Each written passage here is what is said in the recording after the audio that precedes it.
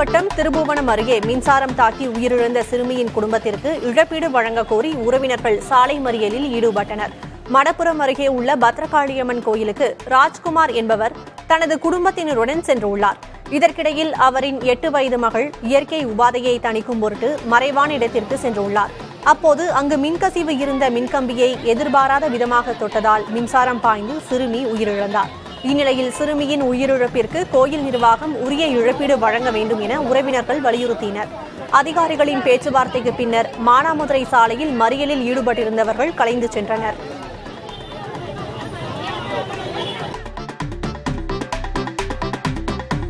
தேனி மாவட்டம் பெரியகுளம் சுற்றுப்பகுதிகளில் 2 மணி நேரத்திற்கும் மேலாக பலத்த கனமழை பெய்தது. இதனால் 100 ஏக்கருக்கும் அதிகமான விளைநிலங்களில் பயிரிடப்பட்டிருந்த நெற்பயிர்கள் மற்றும் வெற்றிலை கொடிக்கால்கள் சாய்ந்து சேதமடைந்தன. இந்நிலையில் பாதிக்கப்பட்ட ஜெயமங்கலம் பகுதி விவசாயிகள் உரிய இழப்பீடு வழங்க கோரிக்கை விடுத்துள்ளனர். இந்த ஒரே ஏக்கர் நிலத்துக்கும் 12 லட்சம் ரூபாய் எனக்கு செலவு வருது. அங்கிட்டு இங்கிட்டும்பா கடையும் கப்பி வாங்கி தான் அந்த 12 லட்சம் ரூபாய் செலவச்சிருக்கேன். இப்போ நேற்றடித்த புயல் காற்றுல துப்புரா ஒரு ஏக்கர் நிலத்துக்கும் எத்தனை குடிச்சால சப்சாரம் அடித்து நொறுக்கிடுச்சு. இன்னும் ஒரு 15 நாள் 20 நாள் அறுவடைக்குள்ளே இருக்குது. இது ரொம்பவுமே ஃபுல்லாக எல்லாமே சேதமாயிடுச்சு. இது தமிழக அரசு பார்த்து கொஞ்சம் நிவாரணம் வழங்கினா கொஞ்சம் நல்லா இருக்கும். விழுப்புரத்தில் பலத்த காற்றுடன் பெய்த கனமழையால் மரங்கள் முறிந்து விழுந்ததில் 3 வீடுகளின் மேற்கூரைகள் சேதமடைந்தன. கானை, ஆயந்தூர், வண்டிமேடு, கண்டாச்சிபுரம், விக்கிரவாண்டி பகுதிகளில் 1 மணி நேரத்திற்கும் மேலாக கனமழை பெய்தது. பல்வேறு பகுதிகளில் மின்சார ஒயர்கள் அறுந்து விழுந்ததால் மின்தடையும் ஏற்பட்டது.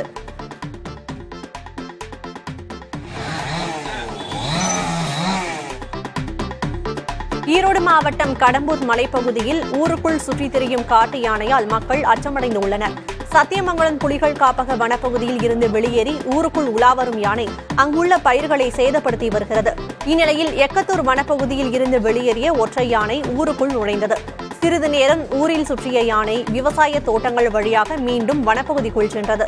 அடிக்கடி வரும் இந்த யானையை அடர்ந்த வனப்பகுதிக்குள் திருப்பி அனுப்ப வேண்டும் என மலைக்கிராம மக்கள் வலியுறுத்தியுள்ளனர்.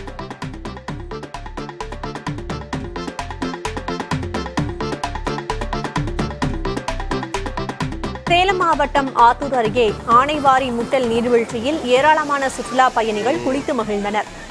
கல்லாநத்தம் ஊராட்சி முட்டல் கிராமம் கல்வராயன் மலை அடிவாரத்தில் ஆனைவாரி நீர்வீழ்ச்சி உள்ளது. ஆத்தூர் பகுதியில் பெய்த கனமழை காரணமாக ஆனைவாரி நீர்வீழ்ச்சியில் நீர்வரத்து அதிகரித்து தற்போது தண்ணீர் சீராக வருகிறது. இங்கு ஆத்தூர் மட்டுமின்றி கள்ளக்குறிச்சி, பெரம்பலூர், சேலம், விழுப்புரம், கடலூர் உள்ளிட்ட மாவட்டங்களில் இருந்தும் ஏராளமான சுற்றுலா பயணிகள் குடும்பத்துடன் வந்து நீண்ட வரிசையில் காத்திருந்து குளித்து மகிழ்ந்தனர்.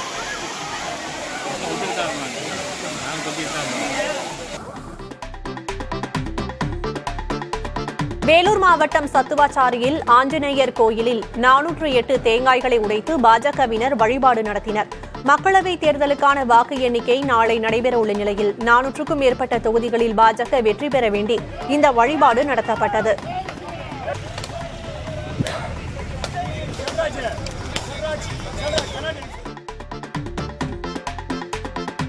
கரூர் மாவட்டம் குளித்தலை அருகே வைகைநல்லூர் ஊராட்சிக்குட்பட்ட புதுப்பாளையத்தில் விநாயகர், பகவதியம்மன், மாரியம்மன், காளியம்மன், மாசி பெரியண்ணசாமி, மலையாளசாமி உள்ளிட்ட பரிவார தெய்வங்கள் கோயில் கும்பாபிஷேகம் நடைபெற்றது. இதையொட்டி 4 கால யாகசாலை பூஜைகள் நடத்தப்பட்டு அதைத் தொடர்ந்து கோயில் கும்பாபிஷேகம் நடைபெற்றது. இதில் ஏராளமான பக்தர்கள் பங்கேற்றனர்.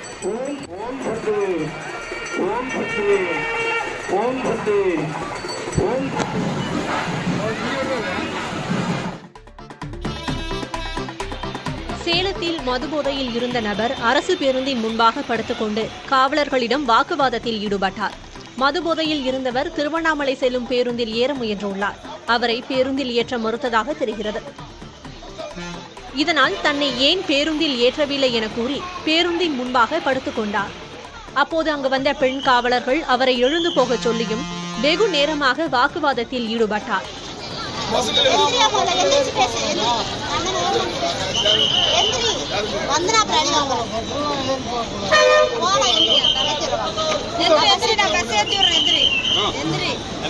ஒரு ஆள் கைப்பிடிச்சு எழுப்புங்கப்பா.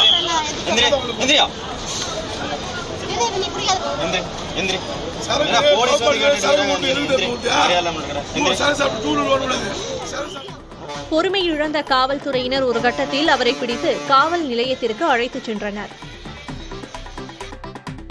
திருப்பத்தூர் மாவட்டம் ஆம்பூரில் 3 இளைஞர்கள் சேர்ந்து இருசக்கர வாகனத்தை திருடிச் சென்ற சிசிடிவி காட்சிகள் வெளியாகியுள்ளன. மின்னூர் சுபாஷ் நகர் பகுதியைச் சேர்ந்த ராம்குமார் என்பவரது வாகனம் திருடு போயுள்ளது. இதையடுத்து சிசிடிவி காட்சிகளை ஆய்வு செய்தபோது வீட்டின் வெளியே நிறுத்தியிருந்த வாகனத்தை 3 பேர் சேர்ந்து திருடிச் செல்லும் காட்சிகள் இடம்பெற்றிருந்தன. இதன் அடிப்படையில் ராம்குமார் காவல் நிலையத்தில் புகார் அளித்துள்ளார்.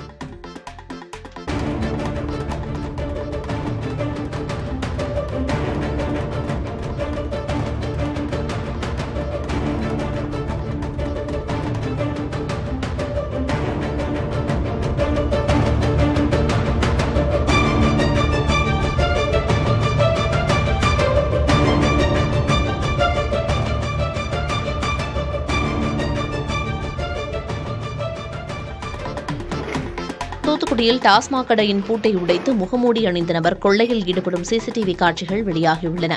சுப்பையா முதலியார்புரம் பகுதியில் உள்ள டாஸ்மாக் கடையின் பூட்டை உடைத்து 19,000 ரூபாய் கொள்ளையடிக்கப்பட்டுள்ளது. குறிப்பாக அங்கிருந்த மது பாட்டில்களை திருடிச் சென்றுள்ளனர். இந்நிலையில் சிசிடிவி காட்சிகளை காவல்துறையினரிடம் ஒப்படைத்தும் கொள்ளையனை பிடிக்க நடவடிக்கை எடுக்கவில்லை என டாஸ்மாக் ஊழியர்கள் குற்றம் சாட்டியுள்ளனர். மேலும் திருடுபோன பணத்தை தாங்கள்தான் கட்ட வேண்டும் என டாஸ்மாக் நிர்வாகம் நிர்பந்திப்பதாகவும் ஊழியர்கள் புகார் தெரிவித்துள்ளனர். இதேக்கடையில் கடந்த ஆண்டு செப்டம்பர் மாதம் கொள்ளை நிகழ்ந்த நிலையில் தற்போது மீண்டும் கொள்ளை சம்பவம் அரங்கேறியுள்ளது.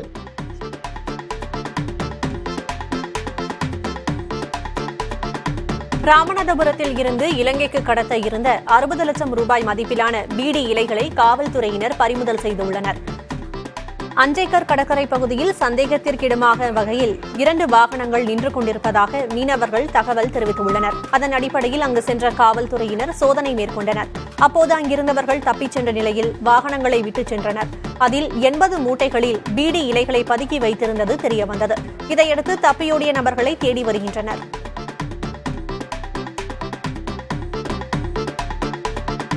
கிருஷ்ணகிரி மாவட்டம் போச்சம்பள்ளி வாரச்சந்தையில் உலக சுற்றுச்சூழல் தினத்தையொட்டி 200 மரக்கன்றுகள் நடப்பட்டன. ஈஷா காவேரி கூக்குரல் இயக்கம் சார்பில் இந்த மரக்கன்றுகள் நடப்பட்டன. மரக்கன்றுகள் நடும் நிகழ்வில் விவசாய சங்க தலைவர் சிவகுரு, முத்துநகர் கிராம பள்ளி மாணாக்கர் பங்கேற்றனர்.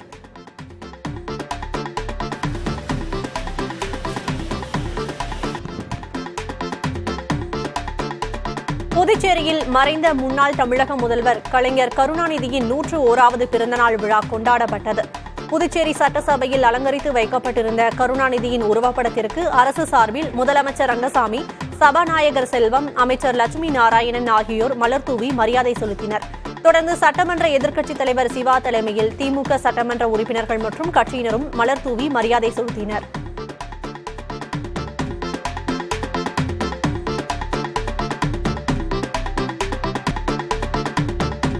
நாளை மக்களவைத் தேர்தல் முடிவுகள் வெளியாக உள்ள நிலையில் நீலகிரி மக்களவை தொகுதி பாஜக வேட்பாளரும் மத்திய இணை அமைச்சருமான எல் முருகன் ஈரோடு மாவட்டம் பண்ணாரி அம்மன் கோயிலில் வழிபாடு செய்தார். பின்னர் செய்தியாளர்களிடம் பேசிய மத்திய அமைச்சர் எல் முருகன், தேர்தலில் பாஜக 400க்கும் மேற்பட்ட இடங்களில் வெற்றி பெற்று 3வது முறையாக ஆட்சி அமைக்கும் என்றும் இந்தியா கூட்டணி 100 தொகுதிகளில் கூட ஜெயிப்பது கேள்விக்குறியாக உள்ளது என்றும் தெரிவித்தார்.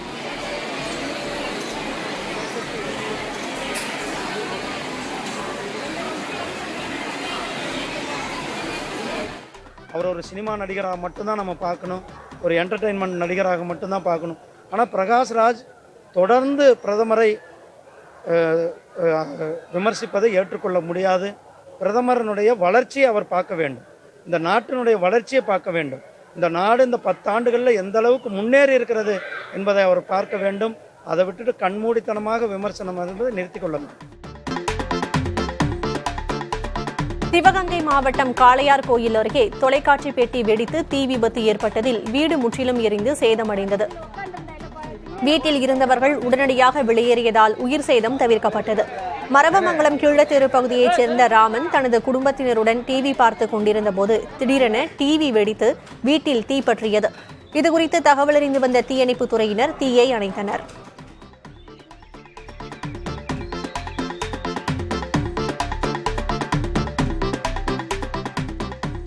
நீலகிரி மாவட்டம் கூடலூர் அருகே எங்கள் பள்ளி மிளிரும் பள்ளி திட்டத்தில் பள்ளி வளாகத்தை பெற்றோர்கள் சுத்தம் செய்தனர். தலைமை ஆசிரியர் பூபதி தலைமையில் 20க்கும் மேற்பட்ட பெற்றோர்கள் ஆசிரியர்களுடன் இணைந்து பள்ளியை சுற்றியுள்ள செடிகளை அகற்றுதல் உள்ளிட்ட பணியில் ஈடுபட்டனர். நடப்பு கல்வியாண்டு கோடை விடுமுறை முடிந்து வரும் 10ஆம் தேதி பள்ளிகள் திறக்கப்பட உள்ளதால் பள்ளியை சுத்தம் செய்யும் பணி நடைபெற்றது.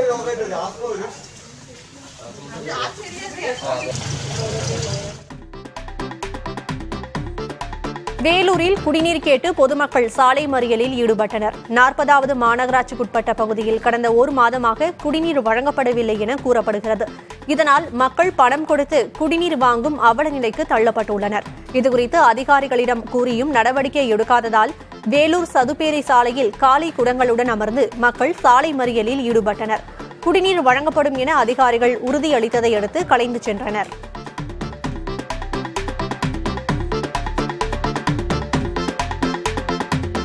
பழனியில் உள்ள வரதமா நதி நீர்த்தேக்கம் நிரம்பியதால் குளங்களுக்கு தண்ணீர் வெளியேற்றப்பட்டு வருகிறது. மேற்கு தொடர்ச்சி மலைப்பகுதிகளில் பெய்து வரும் மழை காரணமாக வரதமா நதி நீர்த்தேக்கத்திற்கு நீர்வரத்து தொடர்ந்து அதிகரித்து வந்தது. தற்போது முழு கொள்ளளவை எட்டியதால் நீர்த்தேக்கத்தில் இருந்து வினாடிக்கு 100 கன அடி தண்ணீர் வெளியேற்றப்பட்டு வருகிறது. ஆயக்குடி பகுதியில் உள்ள குளங்களுக்கு செல்லும் இந்த நீர் மூலம் 2000 ஏக்கர் விளைநிலங்கள் பாசன வசதி பெற உள்ளன. மேலும் பழனி மற்றும் ஆயக்குடி கிராமத்தில் குடிநீர் தேவைக்காகவும் தண்ணீர் பயன்படுத்தப்படுகிறது.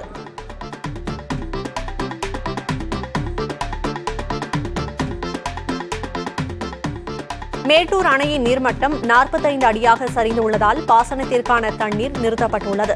மேட்டூர் அணைக்கான நீர்வரத்து கடந்த 19 நாட்களுக்கு பிறகு மீண்டும் 100 கன அடிக்கும் கீழ் சரிந்துள்ளது. நீர் இருப்பு 15.26 டிஎம்சியாகவும் நீர்வரத்து 77 கன அடியாகவும் குறைந்துள்ளது. குடிநீர் தேவைக்காக மட்டும் வினாடிக்கு 2100 கன அடி தண்ணீர் வெளியேற்றப்பட்டு வருகிறது. தென்மேற்கு பருவமழை தீவிரம் அடையும் நிலையில் ஜூன் 30ஆம் தேதிக்குள் பாசனத்திற்கு தண்ணீர் திறக்க வாய்ப்பிருப்பதாக நீர்வளத்துறை அதிகாரிகள் தெரிவித்தனர்.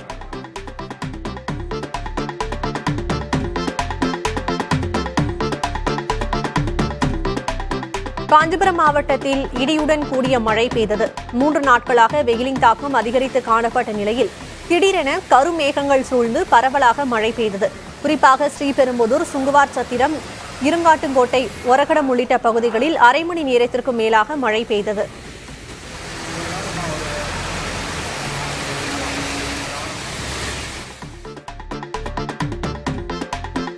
விழுப்புரம் மாவட்டம் மரக்காணம் அருகே படகு கவிழ்ந்து விபத்துக்குள்ளான சம்பவத்தில் நீரில் மூழ்கிய நபரை தேடி வருகின்றனர்.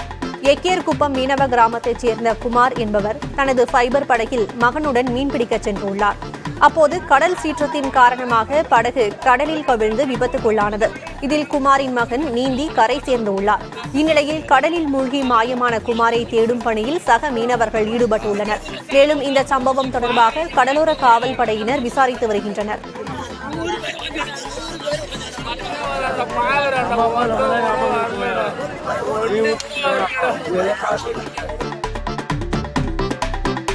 சென்னையில் இளம்பெண்ணை பாலியல் வன்கொடுமை செய்த புகாரில் சினிமா தயாரிப்பாளரை காவல்துறையினர் கைது செய்துள்ளனர்.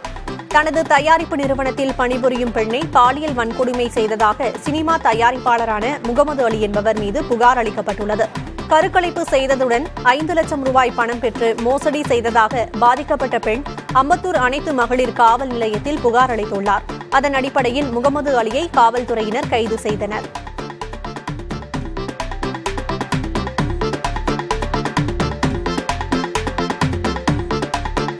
சென்னை அடுத்த வண்டலூர் பூங்கா கோடை விடுமுறையை முன்னிட்டு செவ்வாய்க்கிழமை திறந்திருக்கும் என பூங்கா நிர்வாகம் அறிவித்துள்ளது. பள்ளி மற்றும் கல்லூரிகளுக்கான கோடை விடுமுறையை முன்னிட்டு நாளை வண்டலூர் அறிஞர் அண்ணா உயிரியல் பூங்கா இயங்கும் என பூங்கா நிர்வாகம் வெளியிட்டுள்ள செய்திக்குறிப்பில் தெரிவித்துள்ளது. வழக்கமாக பூங்கா பராமரிப்பு பணிகளுக்காக செவ்வாய்க்கிழமைகளில் விடுமுறை விடப்படுவது வழக்கம்.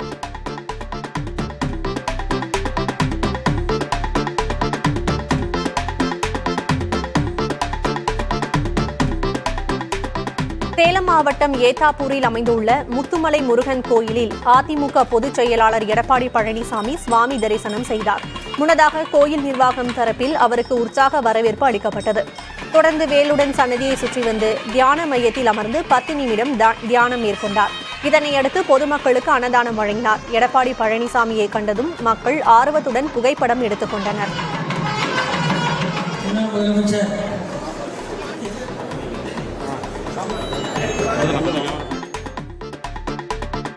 விழுப்புரத்தில் பலத்த காற்றுடன் பெய்த கனமழையால் மரங்கள் முறிந்து விழுந்ததில் 3 வீடுகளின் மேற்கூரைகள் சேதமடைந்தன.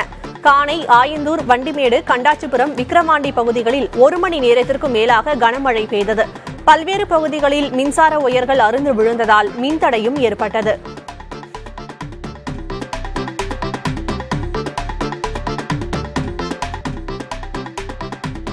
திருச்செந்தூர் பகுதியில் நாவல் பழம், பலாப்பழம், கொடுக்காப்புளி விற்பனை சூடுபிடித்துள்ளது. இந்த பகுதியில் கற்பக விருட்சமாக வளர்ந்திருக்கும் பனை மரத்தில் இருந்து கிடைக்கக்கூடிய பதநீர், நுங்கு, கருப்பட்டி விற்பனை அதிக அளவில் நடைபெறுகிறது. இந்நிலையில் சாலை ஓரங்களில் உள்ள வியாபாரிகள் நாவல் பழங்கள், கொல்லம்பழம், கொடுக்காப்புளி, பலாப்பழம் போன்றவற்றை சில்லறையாக விற்பனை செய்து வருகிறார்கள். இந்த பழங்களை மக்கள் அதிக அளவில் வாங்கி செல்கின்றனர்.